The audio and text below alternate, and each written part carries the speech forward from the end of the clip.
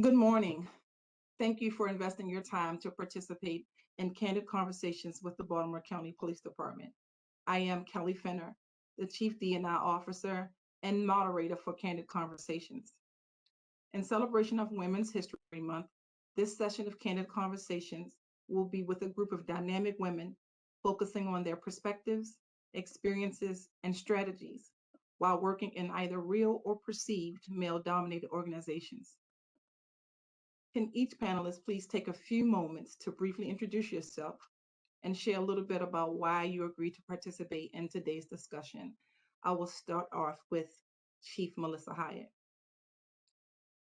Well, first of all, thank you very much, Director Fenner, for putting this event together, and for all of our panelists. Thank you so much for agreeing to be a part of this. I am just, I'm here, well, because I work here, but I am just tremendously proud of the work that Director Fenner is doing across the organization. We are really trying to build a lot of capacity in our agency to make sure that all of our employees feel welcome and feel appreciated.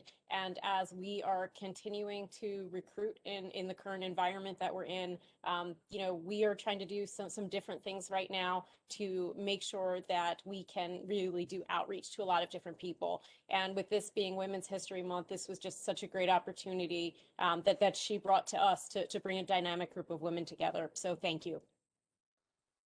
Thank you, Chief. Ms. Mollay. Good morning. Good So my name morning. is Christina Mollay. And just as a side note, thank you so much for what you're doing. I think this is very important work that you're doing. So I love any opportunity to sit back and discuss and share experiences with other women in their respective fields. So thank you so much for this. Yeah. Thank you. Ms. Bradshaw Lee. Good morning. Thank you Good morning. first and foremost for the invitation. It's wonderful to see such a dynamic panel here. Currently the Director of Physical Security for Baltimore Gas and Electric after completing a 25-year career with the Maryland Transportation Authority Police. And so I'm excited to not only talk to everyone else on this panel and the chief about the career field that we have all chosen and the struggles that we have come up through, but to share this on Women's History Month and see that so many strong women have come so far. So thank you very much for the invitation. You're welcome. General Burkhead. To be with you today. And I am the commander of the Maryland Army National Guard, in addition to being the Assistant Adjutant General. And I thought it was important to join in this conversation so that we can encourage and uplift each other and be a role model for future leaders who look like us, but also to discuss where there are pitfalls, and hopefully there's some education in that for others and they can avoid those pitfalls. So I'm looking forward to the conversation. Thank you for having me. Thank you. Sack Boom. Hello, I apologize, I don't have video capability today, but I appreciate the invitation to participate today. I am the Special Agent in charge of the FBI Baltimore Field Office.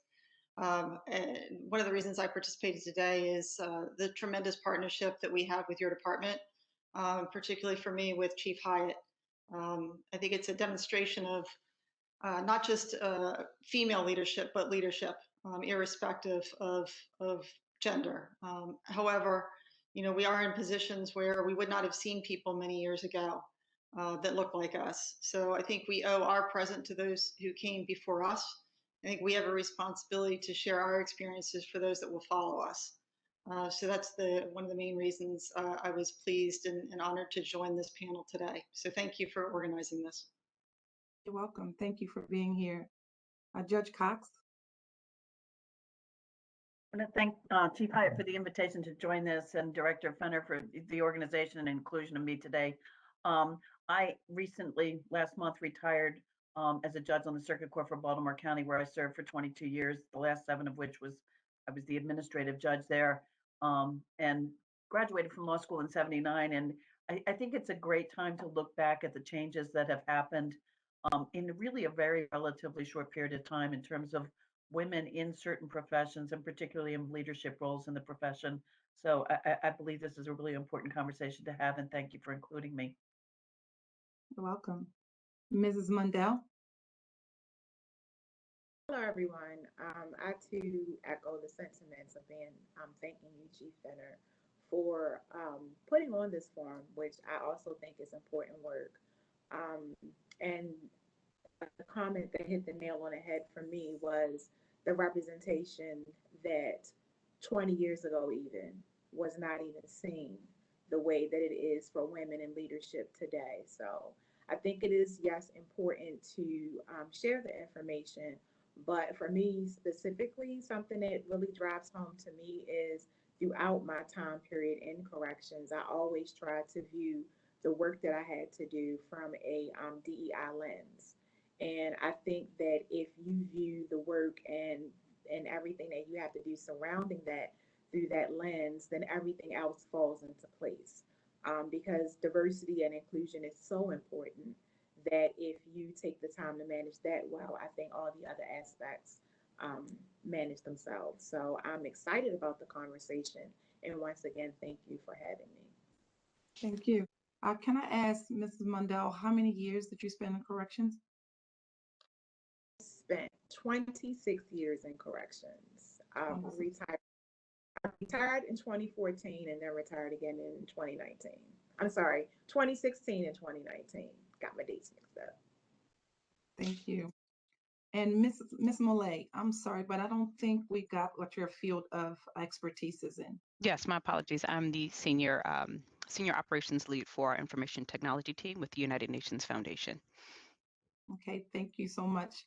Thank you again all, and I welcome you. We'll begin the conversation with first question. What motivated you to pursue a career in your specific organization or industry? And I'll present this first question to Chief Hyatt, and everyone else can chime in with their response. Chief? Well, I consider myself lucky. I grew up in a police family. My father was a police officer for over 31 years, and really it's the only thing that I ever wanted to do.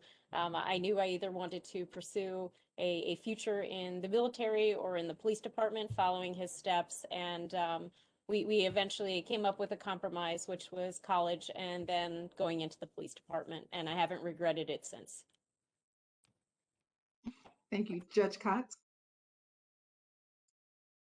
I sort of, I fell into this field in a way. I always say I started college, and what I thought I would do in college ended up being not where I landed at all. I ended up as an English major, wondering how I would find employment, and was interested in going to law school, um, but had no sort of role models in my family in that field. So when I started, the only thing I was clear about was I was petrified of public speaking and I would never be a trial lawyer. And I ended up being fascinated by courtrooms and ending up in a courtroom for the first half of my career. But I really started right out of school clerking for a judge who I tremendously admired. And I guess I've viewed as my role model over time. So as I advanced in my profession, that became my goal, was to get on the bench and try to spend the latter half of my career, working in the legal field, but as a judge. So I was very fortunate to have the opportunities to do those things. Thank you. Mrs. Bradshaw Lee? Thanks. And if I had a look of panic on my face there for a second, my entire computer shut down and tried to do an update while we were talking. So I am the polar opposite of Chief Hyatt. I have no family that was ever in law enforcement. And in fact, my mother looked at me like I had 12 heads about wanting to go into the field. But much like the judge, I, in college, did an internship at the Western County Jail and House of Correction up in Massachusetts. And I sort of fell in love with the entire law enforcement side of things. So then ended up with a career on the other side of the bars and pursued law enforcement. Sack Boom? So again, my experience was also different than Chief Hyatt's. I guess I could say the Bureau and I found each other at the right time. I had reached a decision point when I was finishing college where I was either going to continue on with my in a PhD program, or I would go into government service. And inevitably, or ultimately, a family friend was an FBI agent, and he said, "Let me talk to you a little bit about the Bureau." And by the time he was done, I said, that's what I would like to pursue. And again, when I say the Bureau and I found each other, I think it was the time, the right time for both. It was my decision point, and the Bureau was looking to expand their recruitment pool, right? They had traditionally been former police departments or former police officers, attorneys, accountants, right? There were specific fields where the Bureau was really recruiting, and they opened up that field quite a bit. So what I was doing was of interest to the Bureau at the time, and after that conversation, I put my application in and finished my graduate degree 1 month, and about 4 months later, 5 months later, I was at Quantico. And like Chief Hyatt, I have not looked back. So I've enjoyed all of the 23 and a half years so far. So thank you. Mrs. Mundell? To be honest, what attracted me to the field of corrections was the money. That was one of the most highest paid jobs you could get with, at the time, I did not have a college degree. So it was the money, be able to have security for my family. As I progressed through corrections, I saw the wealth of opportunities that were available outside of just being in uniform. So that encouraged me to get my degree. By the time I retired, I had 2 degrees. So it started off as the money, and then just the opportunities that were available to people just coming through the ranks, whether you want to stay in uniform or whether you wanted to do something administratively. So it was very attractive, and I found the career, though very stressful at times, it was also very rewarding. Thank you. Ms. Mollay?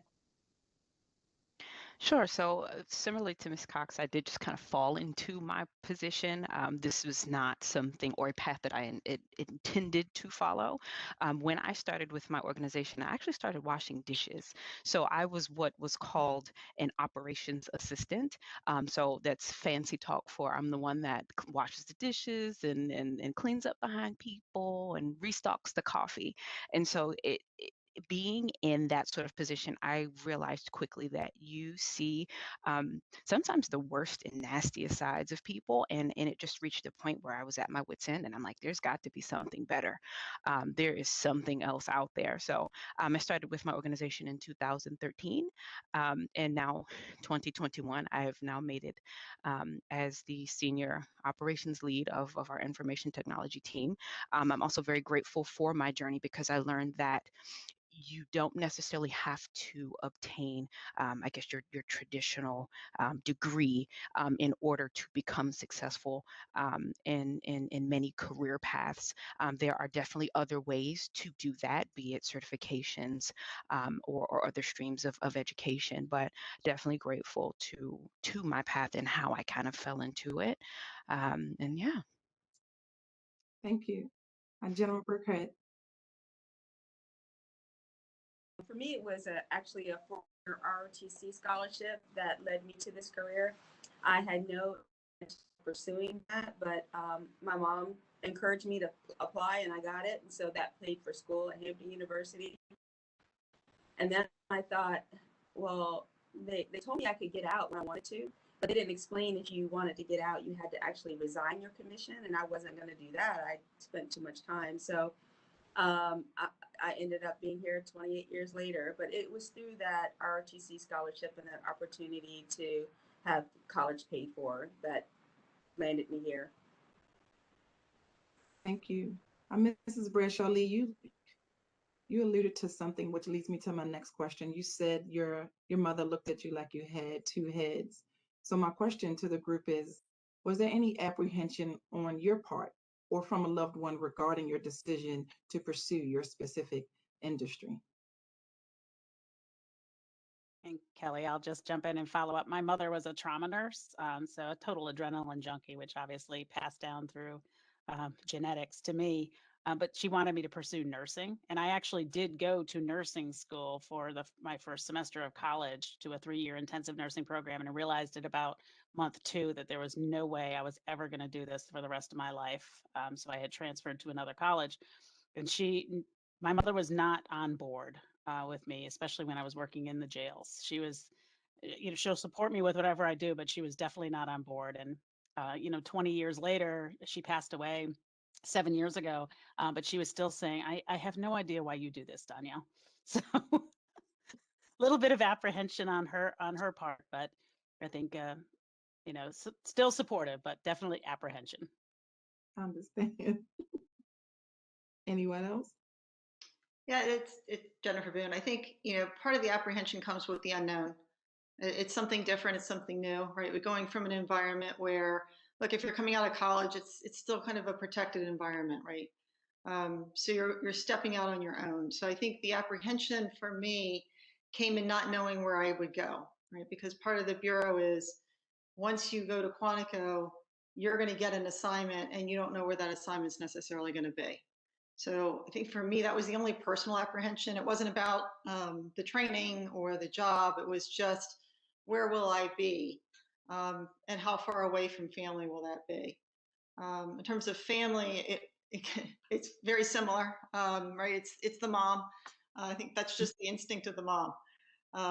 But she overcame that, and she only question she usually has is, where are you going to be now? So thankfully for all of us, I'm here in Baltimore and I'm staying in Baltimore.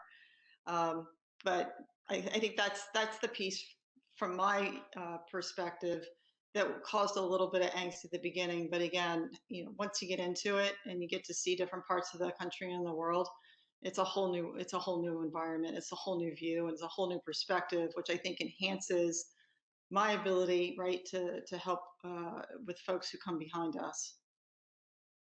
May I add to that? So my mom too had some concern at first, even though she was the one that encouraged me to get the ROTC scholarship, then not really understanding what that meant afterwards. And then at that time, it was the height of the Gulf War, and I'm a chemical officer, so those were the kind of officers they were looking into to go into Iraq. And luckily, that did not happen. We stood down before my class graduated from chemical school, but that was the plan, and that was a little shocking to her. So from then on, she's like, And then the chemical school was in Anniston, Alabama at the time, and if you know anything about Anniston, Alabama, it was not a place where people of color were actually welcomed in the town. So she had a little angst about that too, having some history and knowing the history of Anniston, Alabama, and being there as a chemical officer in school.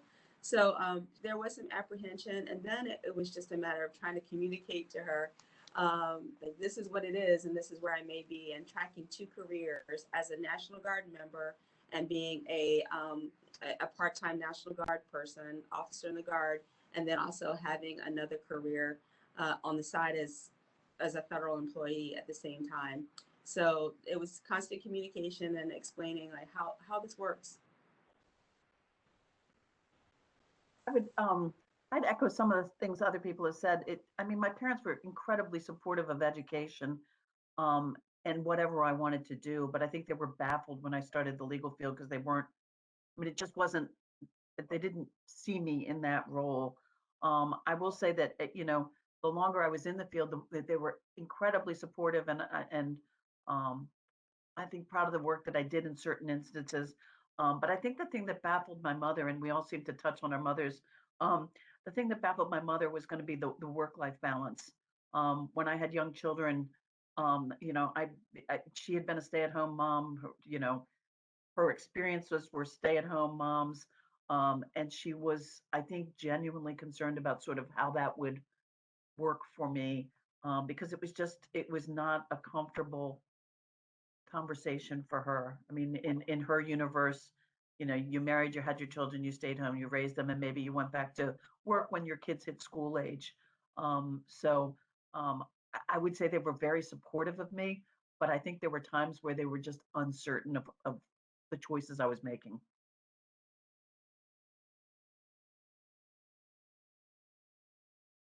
Chief Hyatt, you mentioned that you had law enforcement already in your family, so it wasn't a surprise for you to pursue this career. There was no type of apprehension from your family?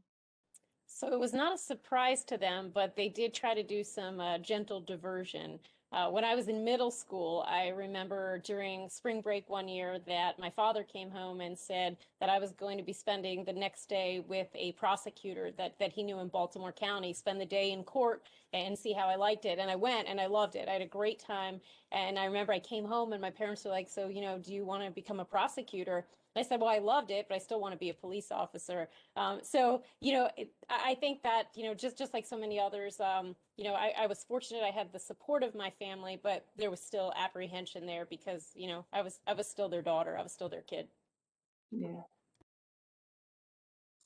Mrs. Mundell, going into correction field so many years ago, there was no apprehension. No one tried to talk you out of it. Surprisingly, no. If I were to say not necessarily apprehension, but maybe just a little bit of fear of the unknown, my husband, who at that time was my boyfriend, um, he just worried about my safety. It wasn't like he said it was anything that he didn't think I should do or anything that he didn't think I could handle, but he just worried about my safety. But apprehension, no. Okay. Miss Mollay? So no apprehension on my end, but being in the position that I was initially as an operations assistant, I was so desperate to leave that I actually applied for the fire department. So my fiance is actually in the fire department. I'm like, I don't care what it is. I have to get away from this. So apprehension for that decision. But shortly after having applied, I did end up falling into the first IT role when I was first introduced to the IT team as an administrative assistant. So no apprehension there. Everyone was very, very supportive of that decision, and everyone recognized the ability and the opportunity for growth from that position. So I had no problems. Well, thank you.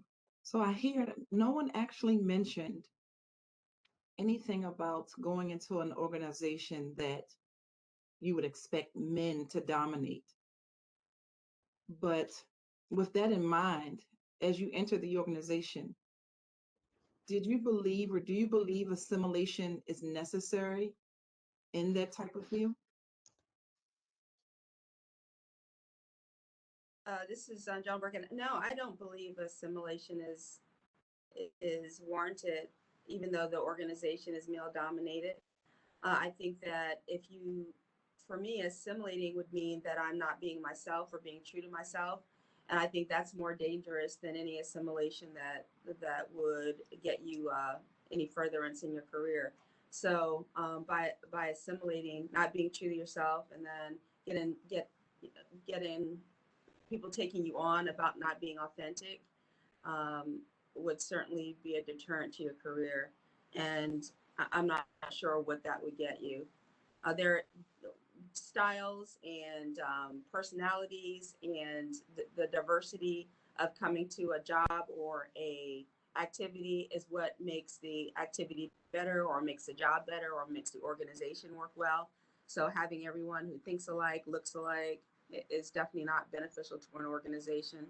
And it's funny because the Army over the last few years have incrementally changed, but a huge thing that we've done recently is to change the hair regulations, to change the jewelry regulations in uniform, and to change some things around makeup and those types of things that really get at the underlying issue of wanting everyone to look alike or be alike or to have that male dominated um, atmosphere be in place. And so I think all those little incremental changes also help to chip away at that male dominated position being the right way to run an organization or for that being the way the organization needs to look.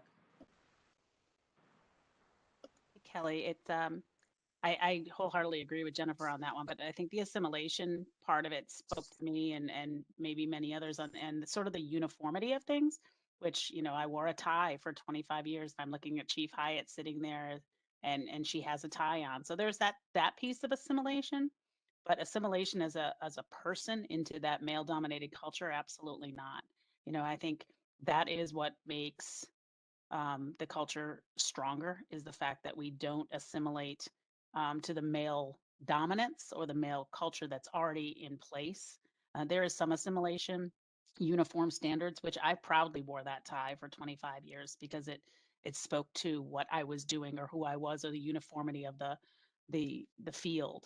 But I think I probably had a whole lot of male leaders who would have liked me to assimilate a lot more over that career. But I think that, to Jennifer's other point, that not having that uniformity and having that voice of our own spoke volumes. I when it comes to assimilation, I wouldn't say that it is viewed as a necessity, but in my experience in corrections, it was almost as if the males, which at the time when I started, it was very male dominated, it was almost like they expected you to behave a certain way. And if you did not behave the way the quote unquote hardest officer in the unit did, then you were labeled. So I saw a lot of women change their behavior based on being labeled, um, just based on just the different behaviors that could be associated with them if they did not do what was the prevailing thing. And in a male dominated culture such as corrections, you can probably imagine what some of those things were. Um, I'm grateful that I've never been the person to hop on a bandwagon. So that carried its own issues, which I think will probably be one of the questions a little further on in the panel. But that leads to you then kind of being ostracized, kind of being looked at like, oh, here she comes. She doesn't want to get with the program. But as which all the other speakers that have spoken before me, that it just was not in me to conform in that way.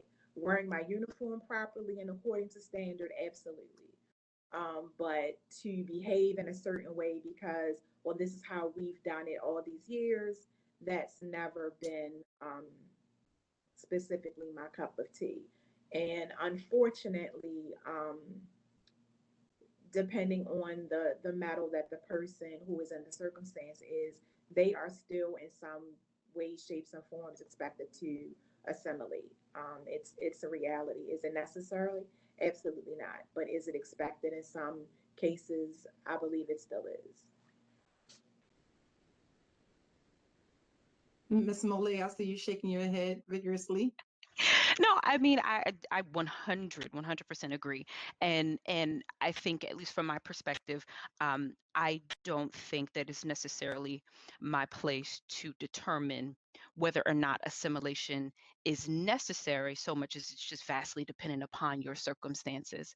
Um, and I mean, fortunately enough, I am in a position with a team that is great, very progressive thinkers, very supportive, but that's not always the case for everyone. And there is always going to be an expectation that you act accordingly, and it's not going to be consistent from organization to organization. So I would never condemn someone or make them feel less than if they do decide that that is the route that they want to go. And I think that assimilation is very important to recognize that that's not just limited to gender. You know, assimilation is also very valid when thinking about race or age. And I think that in fairness, I think it is human nature to use assimilation as a safety net of sorts. Sometimes it is the best and the easiest route to go when you are looking um, to promote or to move up in your field. Now, granted, there is a much larger issue at play, but it's just my point that while I wish it was not necessary, it is the reality of many circumstances. So I think it's just case by case, person by person, and I would never condemn someone for doing what they need to do to get what they need at the time. But again, like I said, just recognizing that that there is a much larger issue at play in very many facets of life. So, just my thoughts on that. Thank you. So Kelly, I would offer, sorry, it's Jennifer Boone. I think we just need to be careful on how we're defining assimilation, right? So if we're talking about, and this is, I think other speakers have touched on this as well, if we're talking about the idea of shared values and mission, then I think that's critical to a lot of organizations. You have to, especially in law enforcement or intelligence, and I'm sure in the fields that Christina's in and the others, there has to be a sense of shared mission. So coming together in that way, yes, I think there is a sense of assimilation, right? Because you're bringing those values together, you're bringing those mission sets together. If you're talking about assimilation in the sense that everybody has to think the same way or act the same way, then no, I don't think that that's something that is necessary in any organization. And in fact, I think it's damaging to it because you have to have, in my opinion, right, you have to embrace differences and the strengths inherent in that workforce in order to get a better picture and a better understanding and a better strategic picture of where you're going. If you're thinking all the same way, you fall into that trap of groupthink where you don't have the ability to challenge ideas. So again, I think if we're talking about assimilation in the sense of forcing people to think the same way and act the same way, then I think that's different than talking about assimilation in the sense of shared values and mission. And if I can jump in just to drive that point home, in my previous police department, an assignment that I had was with a very small team. And going to the point of shared mission, when we were operational, it was a shared mission. There was a level of assimilation because, you weren't in a position at that time to really stray from what the mission was. But when we weren't in those moments, I was still a 5'2" tall female with a bunch of, 6 foot 4 men. And so it was also pretty clear that I wasn't quite like them. And, I didn't feel compelled to have to act like one of them. And I think that there are a lot of assignments where we do have that shared mission and we need to be able to respectfully disagree, bring up points to challenge each other, but still have that shared mission while still having, individual personalities and the value that different people and different types of people bring to a team.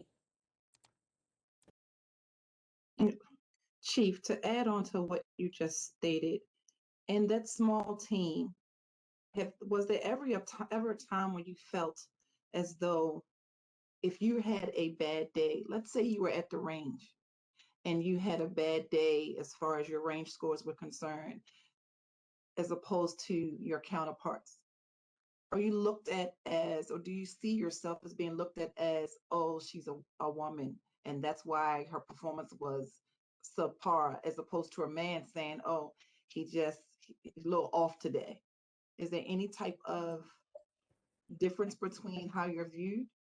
Well, I'll say this, I don't think across the board I was very supported under most circumstances, but I'll also be candid that there were some circumstances where I am certain that I was judged with a more harsh lens in terms of some of my mistakes in that environment versus a male counterpart. But that wasn't across the board. It wasn't with a broad brush. I think in every line of work, every profession, there are going to be people that are progressive, and there are going to be people that are just very traditional, very traditional mindset, and despite the quality of work, may not be able to see beyond, certain qualities of an individual.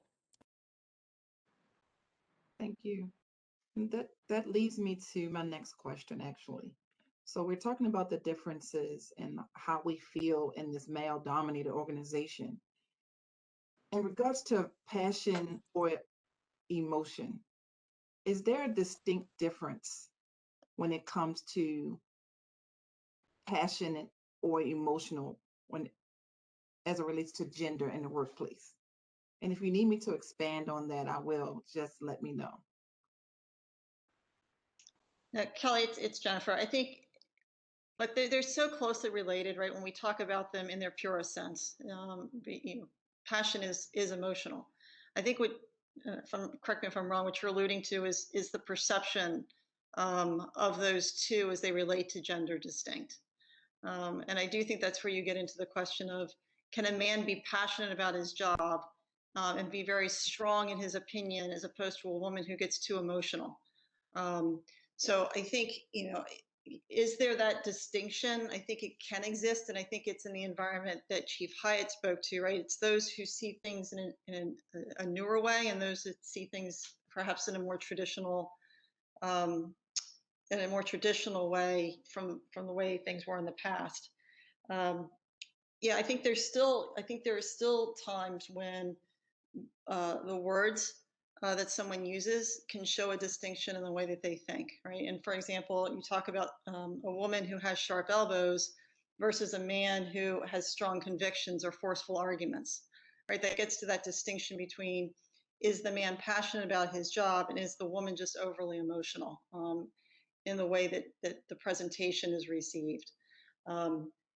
So I think it's a perception rather than a clear distinction. And I think it's going to be based on the individual who's part of the audience and how they see a man versus a woman, or if they just see, my instance is an agent before them, or in Chief Hyatt's instance, an officer before them, right? Or for our correctional partners, if they see a correctional officer in front of them. So that's the way I think you're laying it out, and just correct me if I'm wrong. No, that's accurate. Thank you. Anyone else? This is Janine Burke. So I tie that back to your previous question about the assimilation, and maybe the way to assimilate, if you will, would be to be less emotional, and if that's the perception, and to be more stoic and in your delivery if you're a woman or organization, so you're not perceived as a professional person who brings down cars, etc. And I think, in my opinion, older, whether we're talking.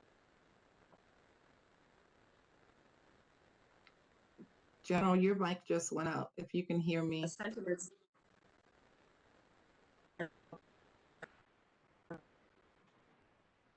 Can you hear me? Can you hear me? You're going in and out, so we're barely picking up what you're saying. Okay, I'll pass. Go ahead. Kelly, I think it also has something to do with the way we do emote.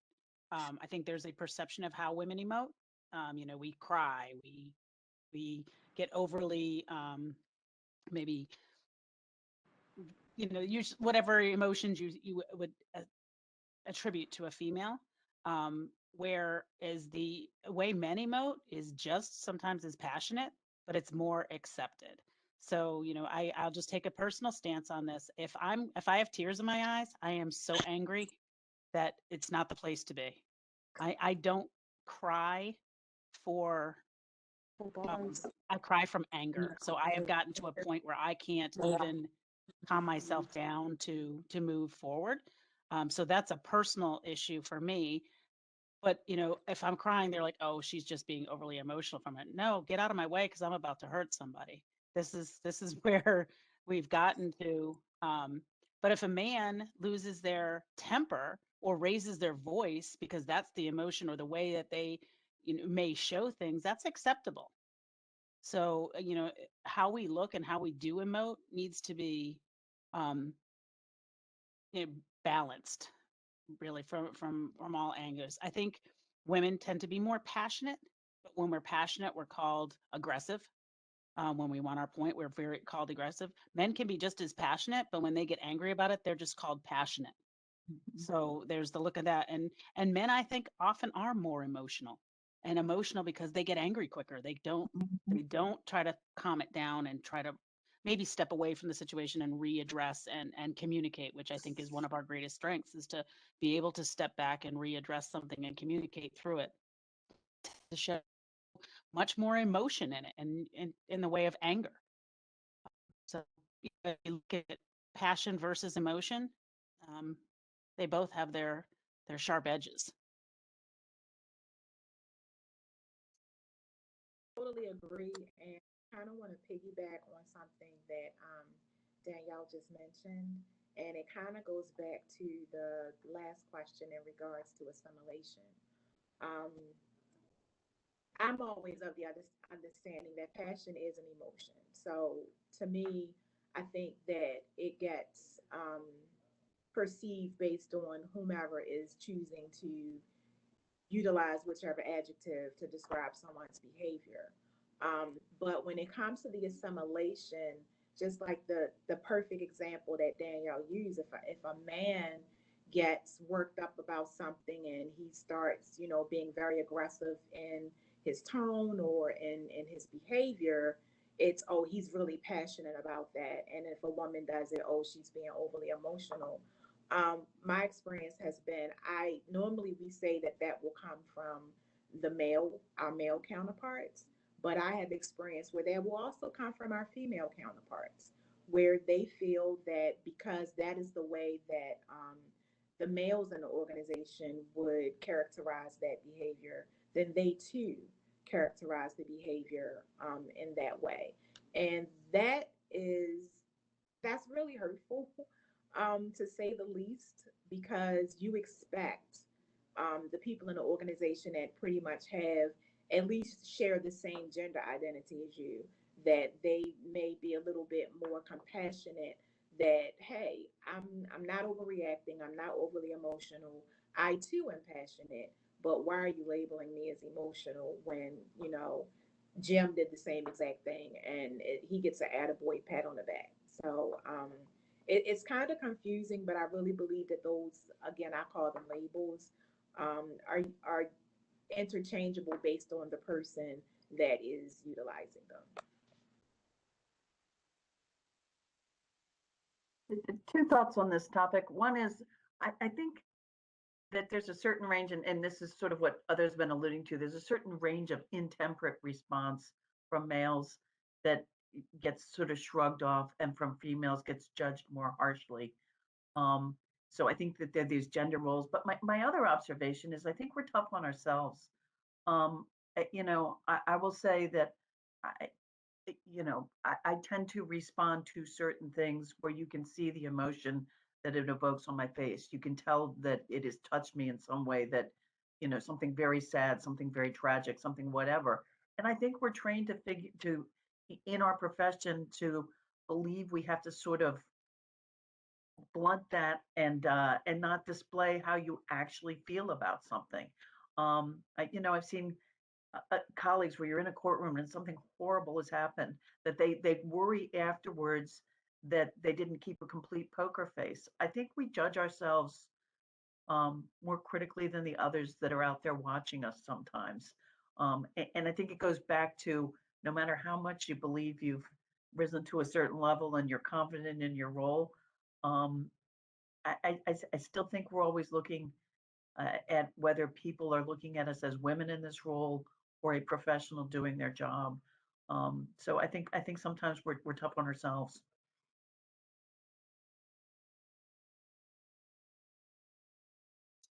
Thank you. This is Jean Burkett. Can you hear me now? Yes, I can. Okay. So I just wanted to add that I think for me, I try not to chastise women leaders that work with me or for me, or think harshly of them for being quote unquote emotional. Just as the last speaker said, I think that there's a place for it, and being authentic, if it's something that's touched you, makes you a better leader for showing that.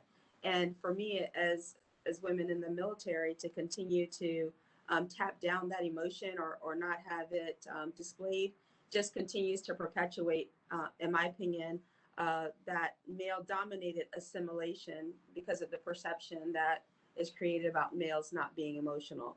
So for me, that's one of the techniques I use, is try to be very conscious of the fact that I'm not being more harsh to female leaders who are or demonstrate emotion at times.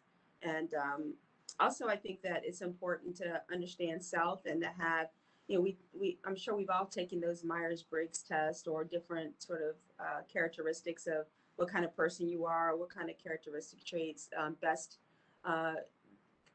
demonstrate what type of personality you are. I think those do have a place, and they are useful for a leader, particularly a developing leader, to get to know themselves and understand some of the things that make them tick. Not that it's perfect, but it certainly informs, in my opinion.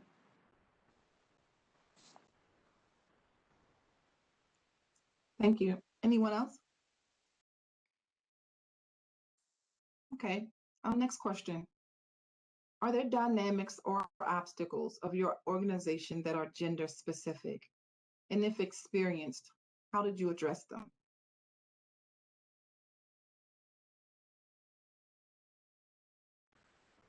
Kelly, I'll take you to the utility industry, which, my current role, my current life. And there's definite dynamics or job duties that are necessitate a stronger person or a larger statured person, um, lifting, like, digging holes and climbing poles, climbing a highline pole, doing heavy work like that.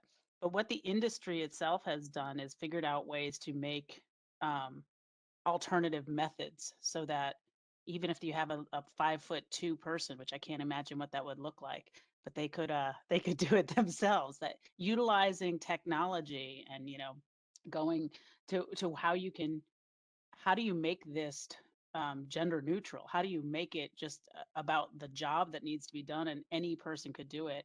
I will give the utility industry and certainly BGE as a whole the huge kudos on the fact that they want anybody and everybody to be able to do any and every job that they want to do and do it well and do it very safely. So they've looked beyond the obstacle to how do I make it doable rather than taking the opposite route and go, okay, we'll just hire bigger men or we'll just hire this or, the call center must be all women or, they've looked very neutralizing to do it. So rather than focus on the obstacles, this industry and more than BG&E, but as a whole has looked to neutralize those obstacles and make it a level playing field. I don't know, law enforcement to some extent has done that as well, but I'm very happy to be in a field that has taken it as a larger step to move forward. Just jumping in behind that on law enforcement, and I think that that's an incredible example of what your field is doing. I was not aware of that. But, I reflect back when I came into this profession in 1997, and there wasn't a women's locker room. So, the men had their locker room, and there was no place to change before you came into work, to change in or out of your uniform. And I mean, that was for many years, up until, not too many years ago in my prior agency. So, I think that there are sometimes that there are obstacles or dynamics that aren't intentional, that going back to the fact that some of these professions are very traditional, there are things that just weren't even a factor many years ago. And, even when we look at certain assignments in law enforcement that were traditionally, male dominated assignments, as we're seeing the progress, we're continuing to see more and more changes to that, more and more women that are in these roles that were traditionally male dominated. And in some cases, it's just simply because many years ago, those were either positions that women weren't seeking or they weren't encouraged to seek. Investigative assignments, tactical operations, things like that. So, I do think that things are changing, and some of the factors that were obstacles, some of them are there, but weren't even necessarily intentionally put there. And I'll pile on since we're in this conversation point with law enforcement. So with our agency, I think one of the biggest challenges has really been the demographics. It's been so disproportionately male, right? It's taken us a while to increase the number of women who are in the workforce, particularly in the agent workforce. When I came in, it was not very good, and I came in '97 as well. And today, I think they've made tremendous progress. So just within the agent ranks, we're up to almost 22% now with females, and that's a tremendous change. And I think when you see that type of change starting, at the level of entry, it's inevitably going to lead to more women in leadership roles because the numbers start to change at the entry level. That's going to work itself up to changes in the leadership, and the numbers are even higher in some of our other categories. But moving from that and back, I'll tie back to the locker room comment that the chief made. And this is more anecdotal. So I remember one conversation in one of the offices I was in where some of the guys would talk about the locker room conferences, right? Because there were so many more men that were in the offices that they'd all work out and then they'd have these, conversations in the locker room, basically. That's obviously not a place that we're privy, to those conversations. So when I heard that, it was earlier in my career, it did make me think more about where am I having the conversations with people around me, right? Is it an inclusive environment where it's not just a place where only certain people can be? And as the chief said, I think you're seeing changes, you're seeing evolutions as organizations are embracing the idea that we need more diverse opinion, we need more diverse perspective in order to grow the agency, for kind of the next years to come, the next decades to come.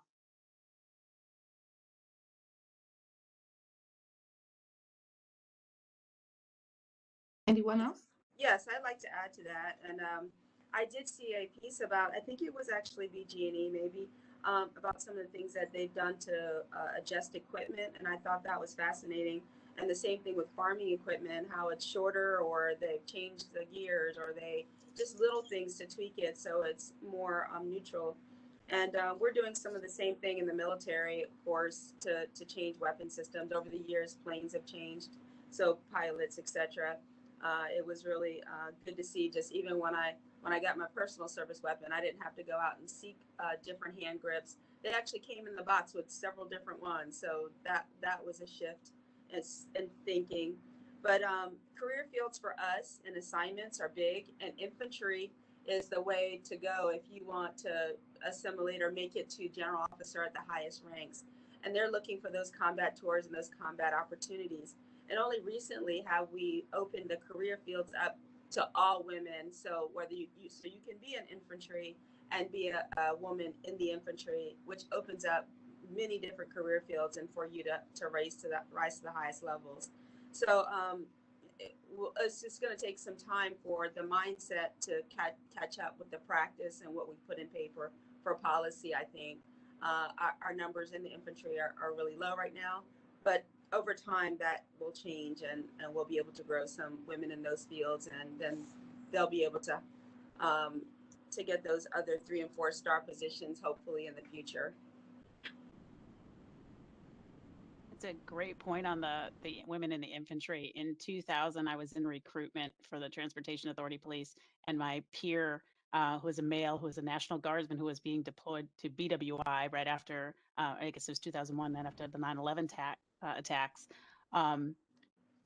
said to me, we were having a conversation about the infantry, and he said, well, women will never be in the infantry. And I said, can we write that down? And I'm going to ask you to sign it. And on the day that I retired, I kind of held that piece of paper up for him, and he just shook his head, said, never say never. It'll happen. So great movement for the military as a whole. And Director Fenner, I hate to turn it back on you, but since you're hosting, I think one of the things that I'm really proud of in terms of the work that you're doing, in looking at obstacles and things, whether intentionally placed or not, is the work that you're doing to create this formal mentoring program for our agency. And I think there are some obstacles that are things like equipment or locker rooms, physical things. But then there are other obstacles that might be, experience and knowledge and really getting coaching. And I'm just really proud of you for addressing that component. Thank you, Chief. We all talk about the changes that we see and the changes, whether it's in the military, law enforcement, corrections, on the IT field. But with those changes, in your experience, have your perceptions or your perspectives been always welcomed and valued? And if so, or if not, when did you find your specific voice? Chief, I'll give that to you since you're the last one who spoke. So, being candid, there have been, certain times that, I can't say that maybe my perspective was always as valued as others, but I will say that as I began to ascend rank and as my confidence built and as I became proficient at my role, and I knew that I was making the right decisions for the right reasons, and that my moral compass was set when I was making decisions, I think that's probably when I found my voice. Ms. Mollay?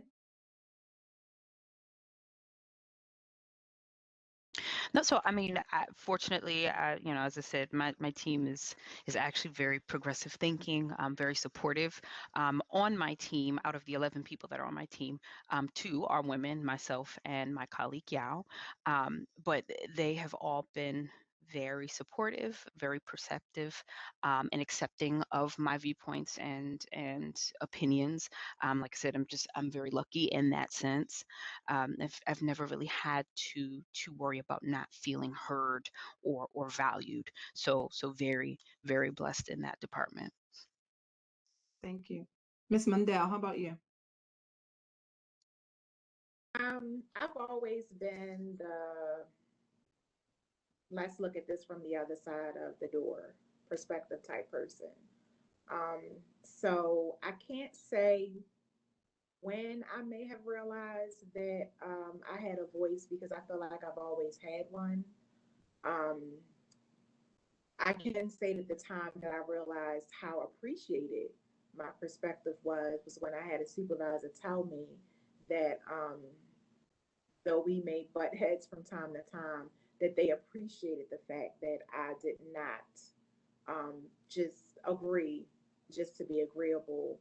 Not that I disagree to be disagreeable, but if I can see something from another perspective, then I'm always willing to share that, but also do it in a fashion so it's not as if I'm being preachy or anything. So I feel like I've always had a voice. I've never been afraid to use it. Um, I'm sure that's gotten me judged from time to time based on the circumstance, but I've never really backed down from sharing how I may perceive something based on information that I have. Judge Cox? As I'm listening to everybody talk, the legal field, I view this, the way this is played out in the legal field is different in some of the other fields that we're talking about, like law enforcement and corrections. The legal field's always been open to women. There were um, pockets within the field where women didn't practice, and there was this real glass ceiling on how far people advanced. So to me, when I came into this, field in the late 70s, um, there were women practicing law, but they weren't partners in law firms. They weren't many women on the bench. They weren't in real roles and leadership roles. And as recently, I mean, I look at the changes which are so dramatic in the last 20 years. When I came to the bench in Baltimore County in 1999, I was the second woman ever to have been on the circuit court in the history of this county, which is absurd. And now the bench is really evenly split, men and women. But there were definite times in that early point where you were perceived as an interloper, that you had taken somebody else's spot. It wasn't somehow your turn. And yet, when was it ever going to be your turn? Um, I think what has really happened, particularly in the judiciary in the last 20 years, is that the diversification of the judiciary has been dramatic in a short period of time, so that people's roles, people are feel comfortable sharing their perspectives, and you really do have diverse representation. But I mean, just going back 20 years ago, I mean, I spent 4 years on the circuit court where I was the only woman. When we would have a bench meeting, you were the only woman at the table. That's hard to imagine now, but it was that way, very recently. So I think, I mean, the legal field, I think, was open in ways that other professions were not. But the advancement was what was sort of stagnated. Sec Boom? Yeah, I think, have they always been valued and welcomed? No. But I've always believed that it's important to voice those perspectives and those opinions, even if they're in the minority, because we have to challenge each other, right? We have to challenge those ideas. If everybody thinks the same way, then we might miss something. I think the question becomes more, is the audience or is the person you're talking to willing to hear those ideas? Are they willing to accept the fact that there will be challenge? And are they willing to accept that those ideas and those challenges will come from a woman? But again, when I say, do I believe that the perspectives have always been valued and welcomed? And I say no, I don't say that just as a woman. I think in some respects that can be gender neutral. I think the question is the audience, is the recipient of that information someone who's willing to engage? Um, there's a tendency, I think, sometimes for us to think, okay, if we say something and it's contrary to the decision at the table, are we then going to be put outside? I don't think we can't be afraid of that. Again, if we believe in what we have to say, I think we have to say it, even if it's not going to be particularly well received, because we believe it's the right thing to do and it's the right thing to say at that time. Can I echo or go back to Judge Cox's comment? When I think about the legal field and I think about male-dominated, and I just have this picture of Ruth Bader Ginsburg adding the collar to her robe, and how that changed the look of the court, being so stoic with just that black robe, and then adding that little pop of color and femininity. I always think about that when we are asked a question like that, and thinking about the legal field. And I think that as far as voice, I always thought I had a voice growing up and through high school. And then I hit a little wall in college when it came through the ROTC program and running into someone who didn't necessarily think that I was fit to be in the Army. And that sort of took me off my game for a little bit. I hit a wall and didn't think I had a voice. But I was able to recover from that fairly quickly, I think, and went on to do good things. Since you mentioned the late justice, I will share, there's a quote from her that I keep with me, and I try to share it with other women who are coming up, and it's that women belong in all places where decisions are being made. It shouldn't be that women are the exception. So that's something that, again, I think about when we talk about voice and presence. And the responsibility to be at the table and to say what we believe is the right thing to say. And if I can just add one other point, because our audience today will be a lot of people in our police department who will watch this, including, many of our female officers. And, I think many of us have ascended in our roles in our professions, but we weren't always in the roles that we're in where people have to listen to us now. And so I think that the lesson here is that it doesn't matter what rank or role you are in your organization, being a leader and having a voice, whether it's always going to be received, or there may be audiences where it may not be well received. But at the end of the day, I think for many of us, as we began to gain confidence in our roles and our work ethic began to speak for ourselves, then in those rooms, people started to listen to us during those conversations. And so it doesn't matter if you're a brand new officer or you've been on and you're at the highest ranks in an organization, that voice really matters. Well said, Chief. Yeah, absolutely. And knowing that you have a voice is the first thing, and then how you utilize it, and knowing the difference between debate and dialogue. And, I'm the youngest of 7 children, so I debated everything my entire life to make sure my voice was heard. But debate doesn't get you anywhere. Dialogue does. So sometimes it's not speaking that is the loudest voice in the room. It's listening, seeking to understand before you're understood. So that debate versus dialogue. And once you master that, your voice matters regardless. And Chief couldn't say it any better. Leadership has nothing to do with rank, gender, or your position. It has everything to do with the way you address things and your attitude. The focus on work ethic, I think, it really hits the nail on the head. People advance because they do good work. And I think that we're in different times where some of the barriers that were there aren't there before. And what really matters is people feeling comfortable saying what needs to be said, saying it confidently, and just working well. Because at the end of the day, that's what gets you along the path for advancement. I wanted to just briefly piggyback on what the Chief, Danielle, as well as Judge Cox mentioned in regards to not being afraid to challenge, being amicable to the dialogue. But again, because this video is going to be shared with staff who may or may not be in a leadership position right now, but at some point may find themselves in a leadership position, I think it's also important to point out that it's great that you're willing to challenge and dialogue, but it's also even better if you are allowing your staff, those that you supervise, those that come under you, to do so in a safe space, in a space where they do not feel if they share their opinion that may or may not be necessarily in line with what it is that you have to say, that they're going to suffer some type of retaliation because of that. A lot of times, that is the very thing that will stifle someone's voice because they are afraid of how whatever it is that they have to share, especially if it is not the majority opinion, how that will be received.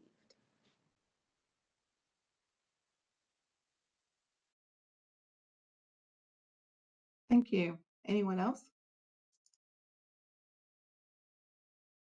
Okay, though that takes me to my next question.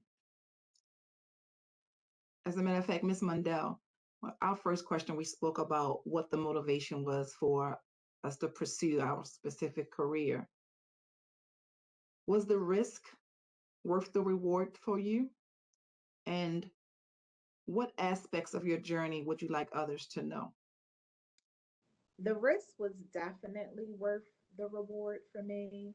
Um, I managed to branch out from being just a quote unquote jail officer. I did rise through the ranks within the facility up until the rank of lieutenant. And at that point, probably 6 months after being promoted, I moved into the training field. And in that field is where I actually found my passion.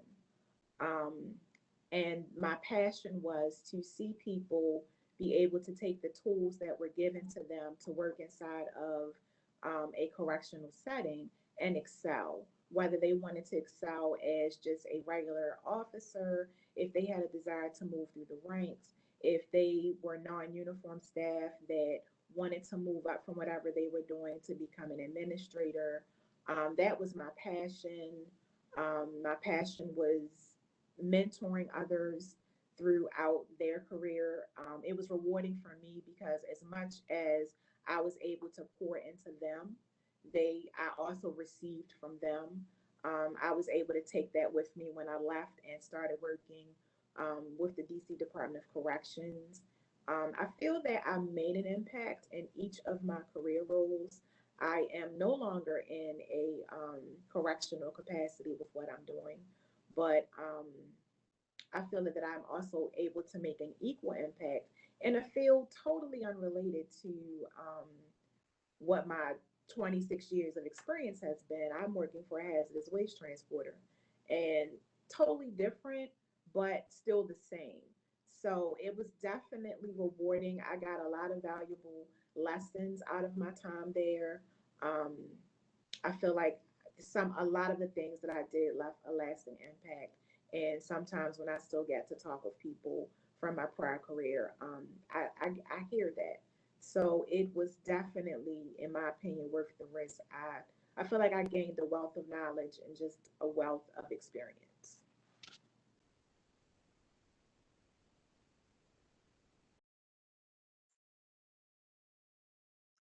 Judge Cox, same question.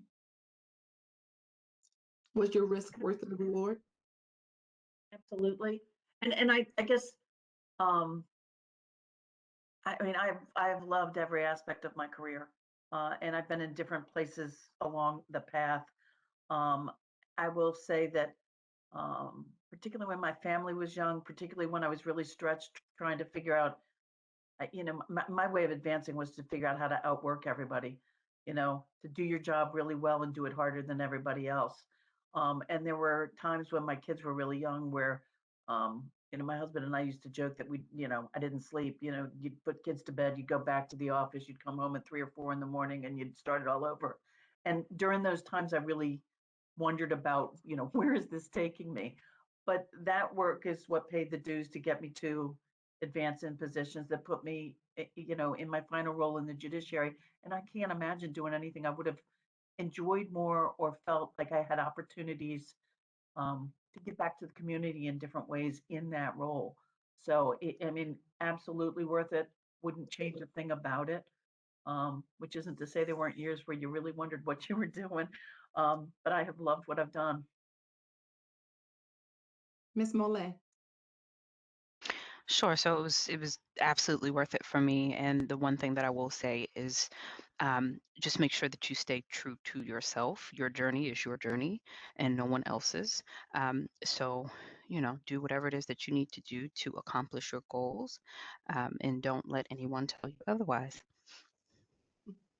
Thank you. Sack Boom. Yeah, I think, for me, it was an opportunity to kind of broaden my world, right? I had the opportunity to go to college and be in graduate school, but it was still in the same area, general area where I grew up. So I think that shock of being sent all the way across the country for my first assignment, when that wore off, I realized, hey, this is an exposure to a different part of the country, and different people. And having had that experience and having had it multiple times in the Bureau, I think it's given me different perspectives, and it's given me different appreciation for different cultures, for different people, for different, again, opinions and perspectives. So it absolutely was worth that jump. Um, and from that, I think I kind of distilled some takeaways, and that is the importance of network, of teamwork, right? Of finding the people that you can work best with, but also figuring out ways to work with people that perhaps you wouldn't necessarily put on your team, but that end up becoming some of your closest friends. If you're willing to have that open communication and open dialogue with them, to put those perspectives and those different opinions on the table. I think it's reinforced for me, particularly as I come into the later years of my career, the importance for us, particularly as female leaders, but as leaders in our organizations, to identify the upcoming leaders who will take over when we're gone, and the importance of mentoring them and helping them find that path to assume the roles that we know that they're capable of assuming. And the last thing I would leave with is advice that I got from one of my mentors, and that was the importance of finding your North Star, right? Having that person who is willing to call you out, right? If you run something by them, it has to be that trusted person where you say, I'm thinking about doing this. And they say, what in the world are you thinking? So the importance of having a team, but also having somebody in particular that you trust and you can run those ideas by. So it's not like you're feeling, especially as you get into higher leadership roles, that you're there by yourself. And then the final thing is the partnership that we have within our leadership community in this area, but particularly with some of the women who hold leadership roles. Because while we're seeing more and more in those roles, there still aren't the numbers that I think we'll see in even a decade. So those are the kind of my thoughts about the journey and what I've taken at the end of it. Thank you. Mrs. Bradshaw Lee. I know I made an impact. I know I made an impact somewhere along the way. And then that is what I take with me from my law enforcement career. I think I embrace the kicks in the teeth much more now, because every one of those rocks that somebody threw at me, I now use to build the castle that I live in. So I really take those, and I took a lot of kicks in the teeth. So,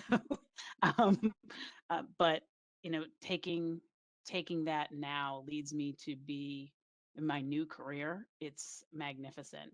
But having known and truly in the bottom of my heart that I made it, and every risk will always with it.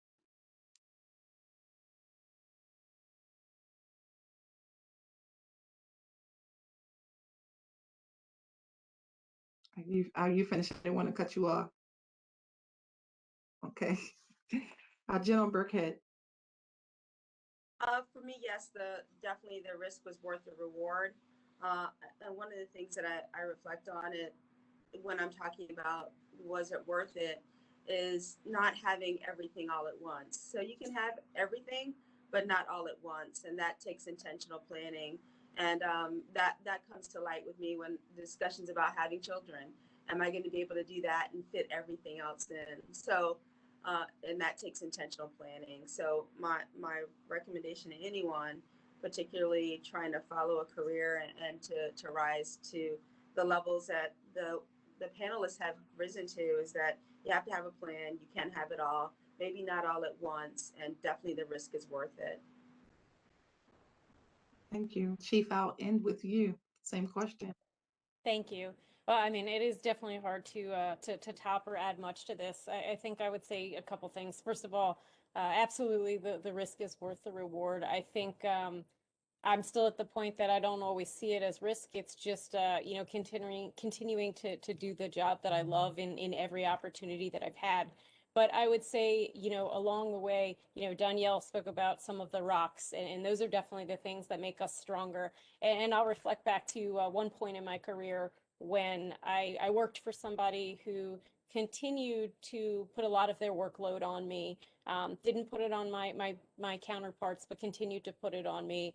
And you know, there was a period of time that I was resentful of that. And I worked with somebody who one day said, you don't understand what's happening. While this person is giving you this extra work, instead of being frustrated, you need to reframe it, because ultimately it ended up building a level of expertise that I didn't have in managing, you know, large scale events, large scale incidents. And had it not been for that, I probably wouldn't have ended up continuing down my career path. It ended up being really, you know, professionally the thing that defined me. So I think when we have these obstacles along the way, you know, talking about, you know, building your castle, I think that's an incredible analogy, because either we can become you know, frustrated and you know, we're no longer encouraged, or else we take it. And those are the things that make us stronger and define us. So, you know, I wouldn't change any of it. Thank you. Thank you, Chief. You know, Zach Boone mentioned earlier that women belong in all places where decisions are made. And that just makes me think of my closing question. Recently, General Jacqueline Van Ovel said, "It's hard to be what you can't see." If you had the opportunity, what would you tell your 21-year-old self?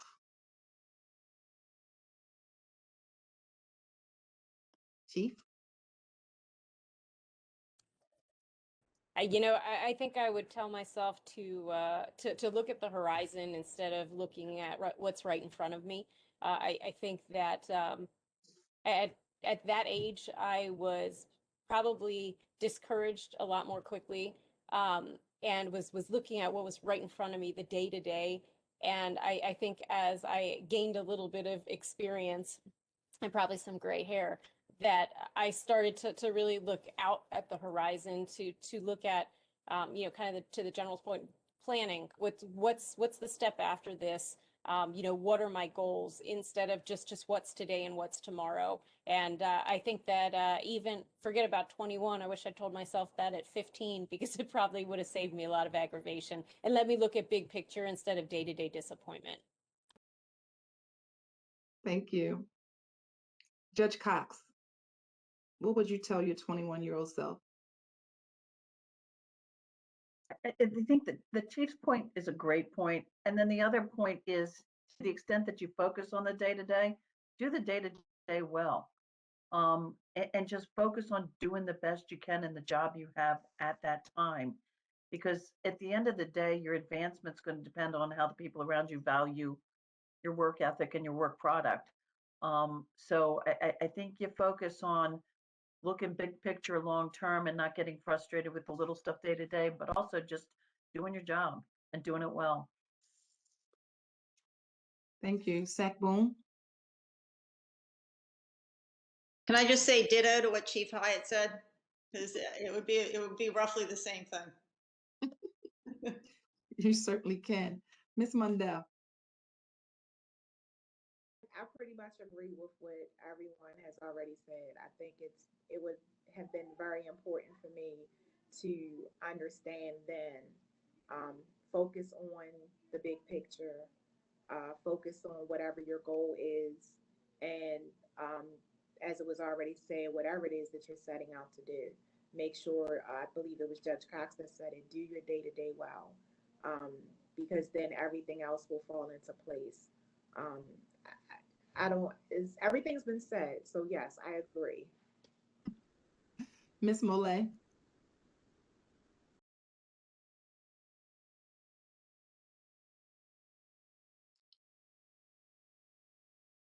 She may be having a technical issue. Mrs. Bradshaw Lee. Melissa laid it all out very, very well in that first commentary. And, remembering that doing the day-to-day well every day is your best course of action. And you can eat the elephant, but it does take it one bite at a time. So I would tell myself to slow down. You want to conquer that world, slow down. You eat it one bite at a time. Great analogy. Miss Mollay, can you hear me now? I can. Okay. Same question to you. What would you tell your 21-year-old self? Calm down. Calm down. Take your time. All good things will come.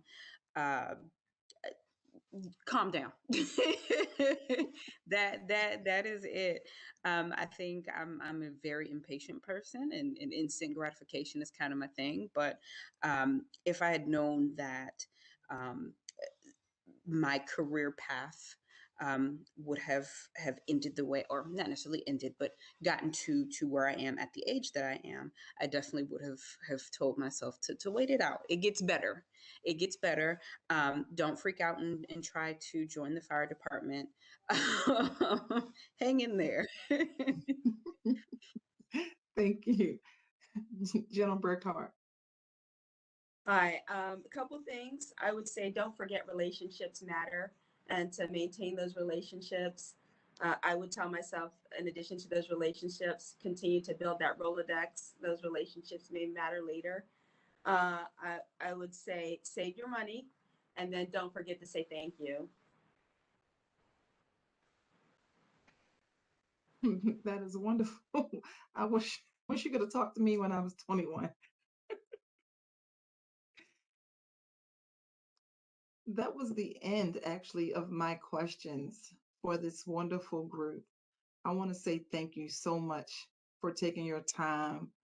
And I truly understand how we have all made it to the places we are today with the perseverance and dedication to our profession.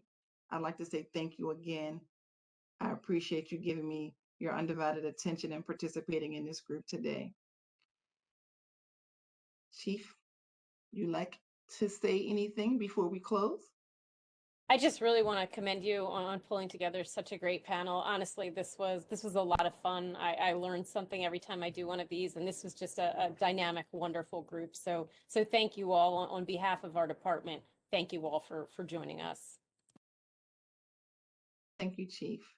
I will bid you all adieu. Again, thank you very much. I truly appreciate you being a part of our Candid Conversations with Baltimore County Police Department and celebrating Women's History Month. Please have a good day. Thank you. Thank you. Yeah. You're welcome.